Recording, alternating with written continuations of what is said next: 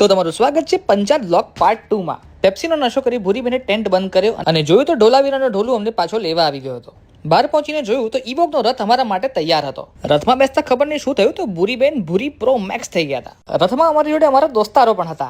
જોરથી સુસુ લાગતા મેં મારા સરસીને કીધું કે ફટાફટ ગાડી દોડાય. સુસુ કરીને અમે પહોંચ્યા વુડ ફોસિલ પાર્ક, જ્યાં ડાયનાસોરના જમાનાની ભેંસો હજી ફરે છે. મગર કાકાએ અમને રસ્તો બતાવ્યો કે જા બીજી ભેંસો આગળ છે. ભેંસો તો નહીં પણ ગાયો જોવા તો જરૂર મળી ગઈ. પડછાયાની જેમ ભૂરીબેનની પાછળ અમે દોડતા દોડતા પહોંચ્યા આગળ, જ્યાં મળ્યું અમને એ લાકડું જેમાંથી ડાયનાસોર દાંતણ કરતા હતા. એના પક્ષીઓ અમને ટીપ આપી કે તમે જો તમારા ફોનમાં બે ટાઈમ ઝોન દેખાય છે. આ સાંભળીને ભિખારિસ્તાનના એજન્ટને પકડવા હું પહોંચ્યો પર્વતની ટોચ પર. મારો સાહસ જોઈને ભૂરીબેન મને વળગી પડ્યા. पर मुझे क्या पता था फड़कना तो एक बहाना था, बट असली मकसद तो फोटो पड़ाना था. આગળ વધતા જોયું તો કોઈ ક્ષિતેશ જૈન નામના ડાયનાસોરના અવશેષ પડ્યા હતા. પણ હું ખોટો હતો. આ તો પ્રેમી પંખીડાના કરેલા કાંડ હતા. જેમ જેમ સમય વીતતો ગયો એવી સુનામીની લહેરો મોટી થતી ગઈ. ચમન ચકલી અમને ટીપ આપે કે જલ્દી તમે નીકળી જાઓ, નહીં તો કુંફુ ડાયનાસોર આ જાયગા. ઉબ્બી દોડે અમે પહોંચ્યા ઢોલાવીરા ગામમાં, જ્યાં મેં મારી પુસ્તકની તલવારથી ઢોલાવીરા ગામને બચાવ્યો.